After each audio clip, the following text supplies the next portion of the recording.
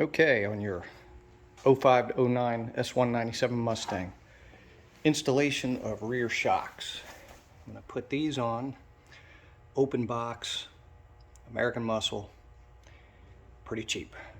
And then I'm going to put this, the rear shock support. And that looks cool. Let's begin. First thing,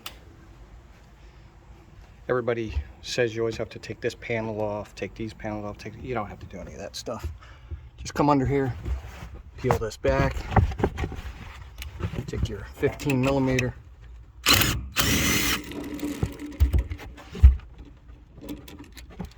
All right, that's it. Do the second one. That's it.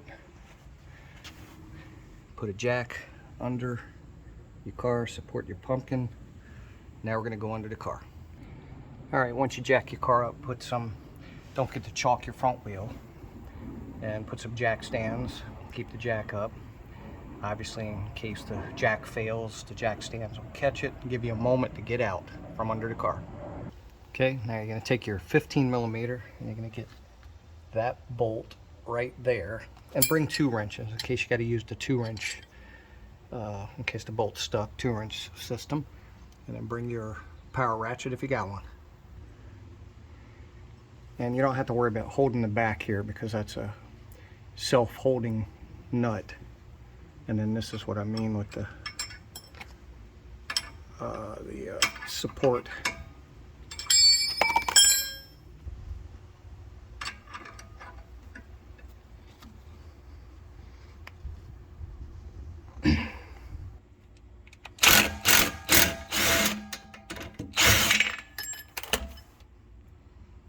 Maybe put a cloth in there, make sure this doesn't hit your wheel like it just did mine.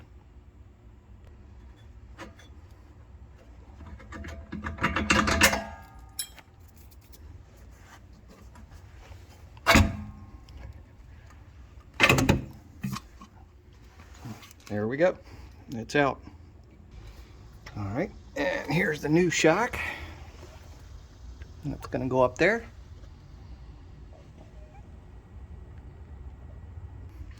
Okay, and you will have to push it a little bit to get it into place. Put a little muscle behind it. Okay, get it all the way through. And then put your locking nut on the back.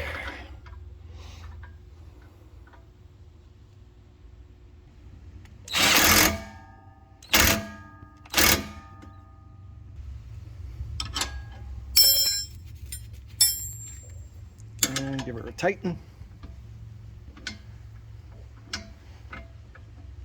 And I can't remember what the torque specs are, probably 89 foot-pounds, but I would check and torque it with a torque wrench here in a little while. I don't need to show you that, plenty of videos.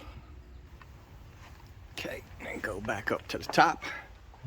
And then you're going to install the new hardware on the new shock. And just get it as tight as you can. Tighten it up later when we jack the car down. All right, let's do the next one.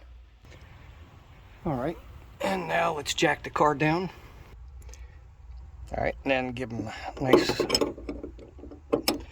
tight, not too tight, but tight. And sometimes you may have to hold this with a smaller wrench and then snug it down to torque specs. And then you're done. Uh-oh, we forgot to put this in. Let's go back to the drawing board.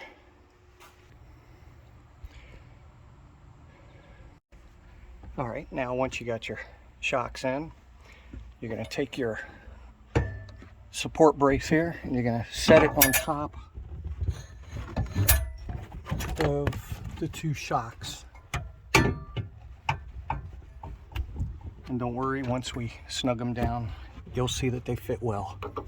And then you're going to put that on. You're going to put your nut on. And then you're going to start to tighten. All right, now you're done. Never neglect the trunk.